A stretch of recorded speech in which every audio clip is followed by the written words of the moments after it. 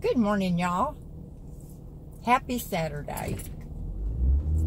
Hazel is staying with me today because the temperatures are going to be nice and low, and the windows will be halfway down.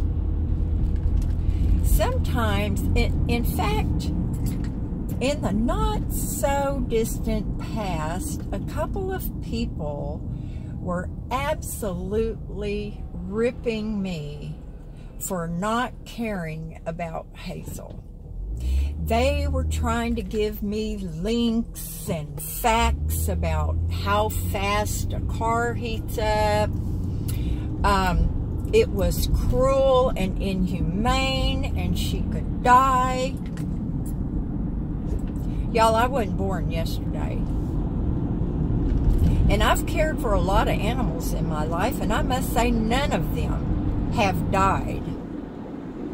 None. So, you know,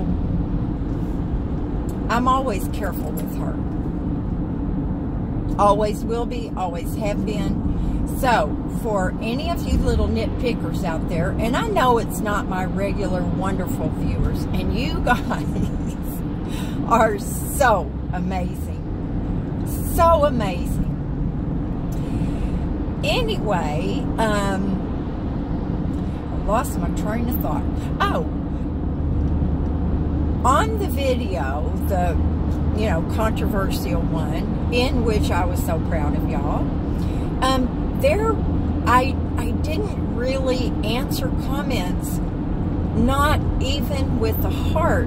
And I wanted to, because I wanted you to know that I read your comment. I read every single one of them. And, you know, that's why I didn't do that. It's not because I was ignoring you. I was ignoring your opinions, your thoughts,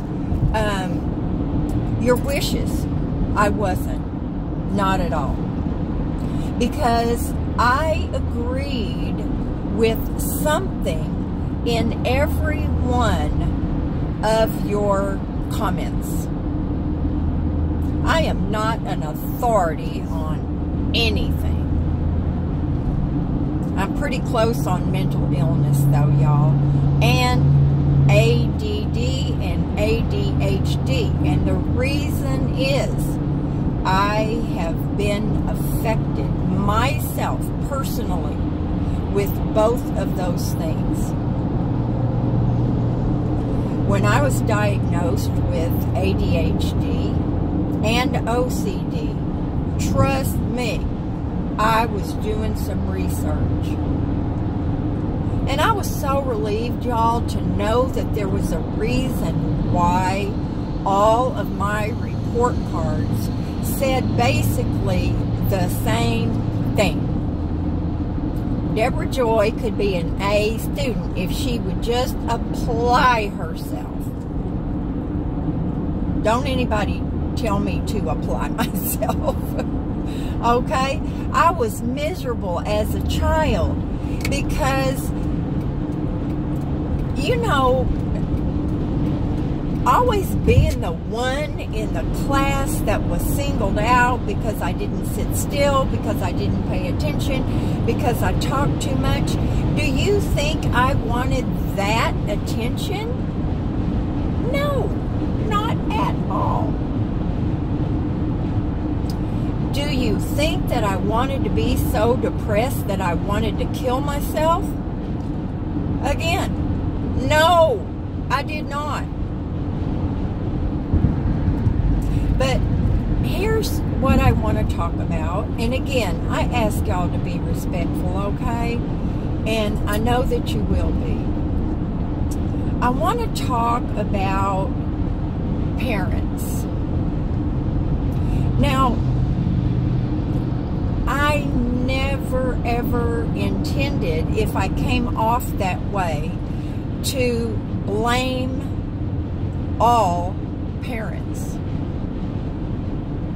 We can't ever know what's going on in a household unless we are actually relatives, spouses, grandparents. I don't know, y'all. And I've had people come down on me really hard before because of my son, Samuel. My older son did not even require any monitoring. He was a different child. And I want to tell you that, and trust me, I have a friend, Maureen, who used to babysit for me from the time Sam was 6 weeks old. That's when I had to go back to work. One time when Sam was three, he was almost still a toddler. I mean, what is a toddler? You know, 1, 2, 1 year old, is that a baby? 2 years old, that's a toddler. And I don't know, y'all, but when he was 3 years old, I sent him to his room for a timeout. Well, he slammed his door shut. He laid down on the floor so he could reach it with his feet and heels of his feet. And he kicked and he kicked and he screamed and he screamed until I remember at one point when he got quiet for a minute. So I went to his door and I said, Sam, are you ready to behave and come out? Started all over again, kicking and screaming. Well, finally he quit kicking the door and he got pretty quiet. So I thought, okay. I waited a few minutes. I didn't want to aggravate him again. So I waited, you know, several minutes, maybe 10 minutes. So I went to his door and I opened it up. And what did I find, y'all? His room was totally thrashed. Every drawer he had ripped out of his dresser. He had thrown his clothes everywhere. He had his mattress off the bed. How does a 3-year-old do that? Now, granted, he was a pretty good-sized kid. And he had gone over to the blinds, you know, the horizontal ones, in his window. He had gone over there, y'all. He had bitten his blinds. Bitten them. Now, what is that, y'all? He was never, ever abused. He rarely got 2 or 3 swats on his bottom. Not hits, not belts, not switches, nothing. Just the flat of my hand a couple of times. Rarely ever did I do that. Because I was afraid I would lose control. When I would get that mad, I would have to go to another part of the house. But that screaming and hollering thing, that started at a very early age with Sam.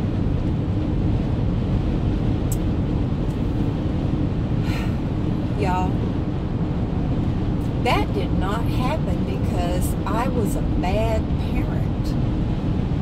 I loved my baby to death. He got tons of love and hugs and kisses.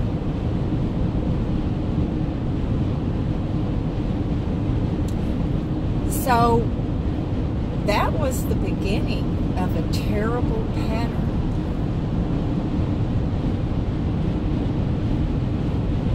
I didn't take him with me shopping for a long time. If I got too close to anything and he was in the cart, he would grab it and throw it down on the ground or knock it off. Groceries, it was horrible. One day we were in the grocery store and I, you know, some reason got out of the middle of the aisle, which is where I had to go, and got too close. And he knocked a bunch of stuff off the shelves.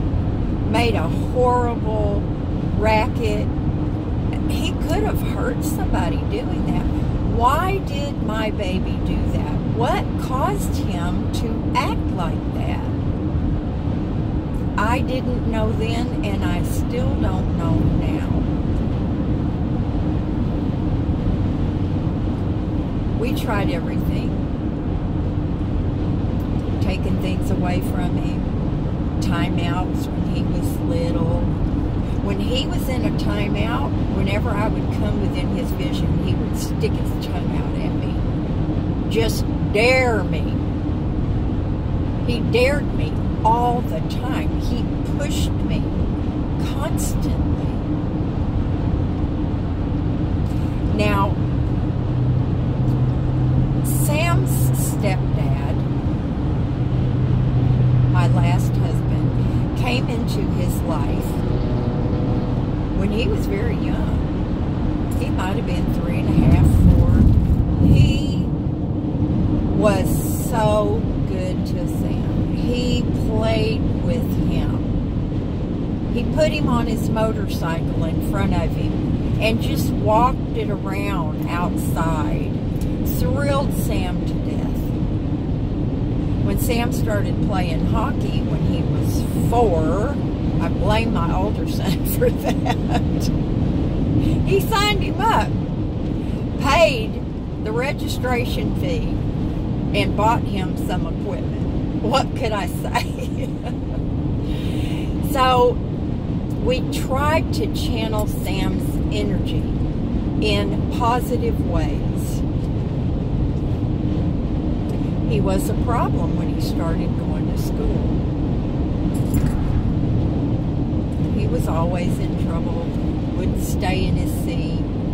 He'd yell out, talk incessantly. The same thing that I had done. I did not want to give my child anything. Anything. But when your 3rd grader is about to be expelled because of their behavior, I still held off. Y'all, his dad and I, and I'm going to say dad because his stepdad was there for him every step of the way. Now I'm going to tell y'all something that a lot of you may not agree with, but some children are they're just born the way they are. They have the personalities that they have, not because of bad parenting, not because they have parents that don't love them, not because they don't have parents that spend tons of time with them.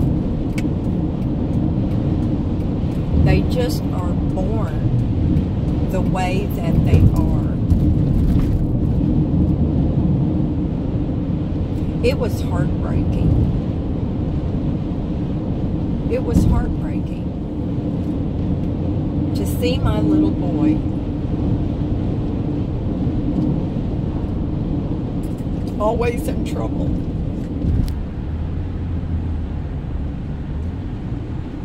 We tried every parenting thing there was, taking everything away from him. He just thumbed his nose at us. Poor little guy. We took him to child psychologist. We took him to a child psychiatrist, looking for answers, for ways that we could help him. I know this is kind of a rerun for some of y'all, but I have a lot of new subscribers that have not heard this before. By the time Sam was in the 5th grade, I knew I had to do something to help him. Nothing that we had done previously. We followed the suggestions of the psychologist and the psychiatrist. Now, they had diagnosed him with, what is that called? It's oppositional defiant disorder and ADHD. We love Sam so much. We never missed. We didn't drop him off at baseball practice. We didn't drop him off at football practice. We didn't drop him off at hockey practice. And we did not drop him off at basketball practice. One of us, if not both of us, stayed. We watched. We paid attention. We cheered him on. We cheered all the kids on.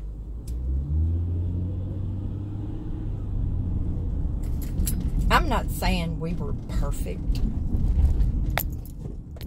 but he was almost smothered in attention. He would say, y'all remember when your kids got old enough and they didn't want you to cuddle them anymore? They didn't want you to hug them, and oh my gosh, God forbid that you would give them a hug when you let them off at school. Mom, don't do that. Don't do that in front of my friends.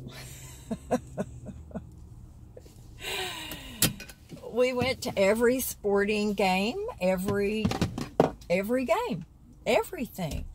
Sam played everything. He didn't play bocce ball or tennis.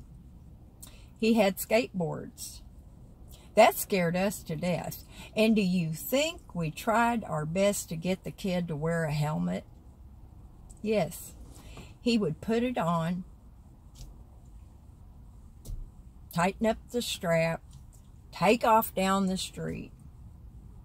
At some point, he took it off. What are you going to do? Was I supposed to walk along with him to make sure he didn't take off his helmet? If any of y'all did that with your kids, please let me know, because if you did, I don't know. So, you know, my baby was always in some kind of trouble. And a lot of y'all know that when Sam was about 14, he stopped taking his Adderall. Actually, he stopped taking that earlier when he was about 11 or 12. You can't force a kid that's bigger than you to do something. You can't. I tried hiding it in his chocolate milk. He always knew. You drugged me, Mom. I don't feel like myself when I'm taking that. I was paying attention and doing my work. Like that was a bad thing. It truly helped him. He was on minimal amount, but it did help him to be calmer, to focus, to be able to pay attention, and to complete a task. When he did that, he had A's and B's in everything. He was very smart and he was very competent, but he stopped.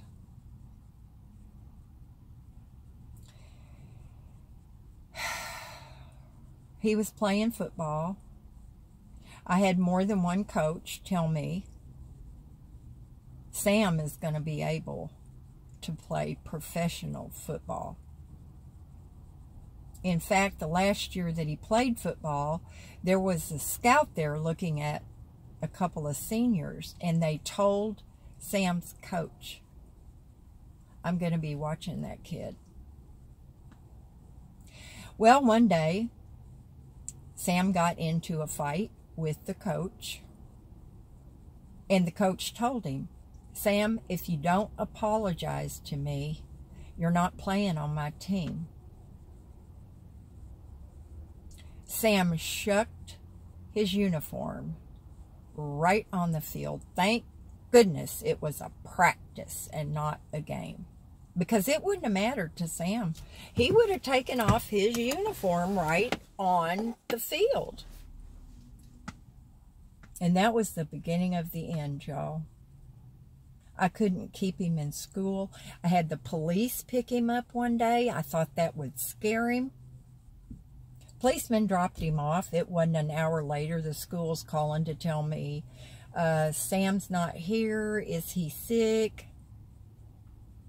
I would drop him off, and as soon as I drove off, and then they told me, I'm sorry, but Sam is not attending enough that we're going to be able to pass him.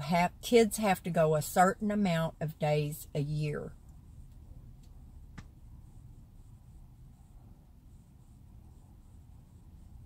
Nothing I said or did. I tried talking to him. I tried telling him about his uncle that got murdered because of drugs and things that he did. Of course, that didn't mean a thing to Sam. Kids think they are invincible. They think nothing bad can happen to them. So, I'm here, and y'all know he robbed a drugstore with a weapon. Thank goodness it was not loaded, or he would be in prison for a lot longer.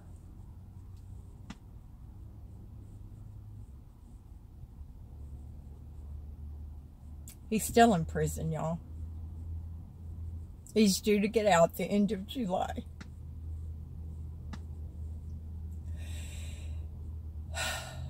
Now, his dad and I, we worked hard.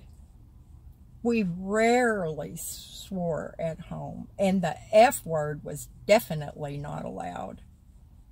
There was no drugs, alcohol, a few beers during a football game, no drunkenness at all, ever. And he never saw his mother drink, ever. I would have an occasional drink if we went to eat Mexican food. I do love strawberry daiquiris with a lot of whipped cream. But y'all, he had a good home environment. He had loving, caring parents.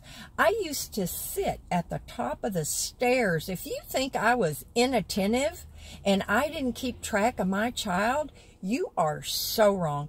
I would sit at the top of the stairs so I could listen and hear what the kids were saying in his room. I wasn't above anything where my kid came. I would do anything to keep him safe and out of trouble. I always encouraged his friends to stay at our house. I made it very attractive. Pizza every Friday night. Whatever they wanted for food or snacks, I let them have it. I would take a group of them to the movies. I would go in, follow them to make sure they went into the movie theater. I was an attentive, loving, caring parent. And that did not stop my child from getting into drugs. I used to drug test him when he lived at home. And yeah, a couple of times he popped for marijuana, but never anything else. He got into the harder stuff after he moved out. I don't know why. Why? What is it about my child?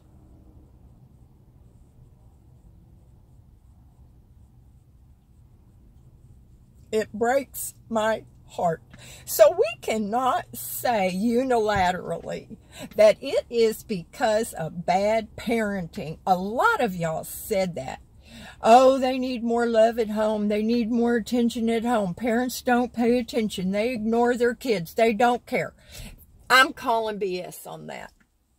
There are a lot of parents that are like that, but there are a lot of parents like myself and his dad that loved and cared and watched and did their very best. But yet their children go in a way that we would never wish them to go. And we're powerless. We're powerless to stop them, y'all. I tried to explain to Sam, you don't get in trouble because I want you to. You are making your own choices, and that's what's causing you so much grief.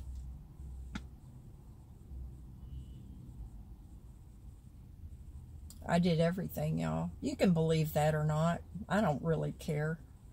But I'm telling you that there are a lot of very good parents that just cannot get through to their children, no matter what they do. We don't beat our kids. We don't slap them around. We don't pinch them. We don't drag them around by the ear. We don't try to dislocate their arm from their shoulders. We don't do any of that. And yet we have children that are not at all what we hoped and dreamed they would be. So let's not be too quick to always blame parents because their children turn out the way they do, because their children do the things they do.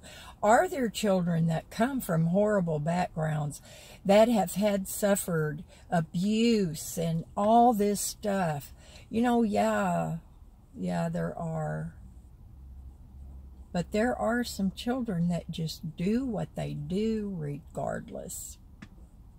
So anyway, I'm not defending and I'm not blaming. I'm just trying to help us to understand that it is not always bad parenting.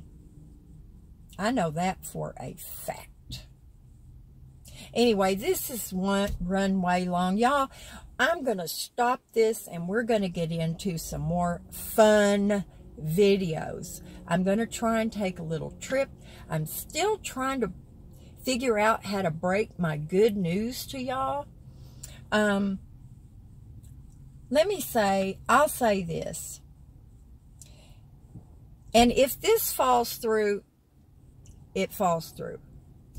But let me say, it is bigger than a van and smaller than a Class A. I love y'all. Thank you so much for being the wonderful, wonderful people that you are. I so appreciate every one of you. And now I've got to get a Starbucks. Bye, y'all.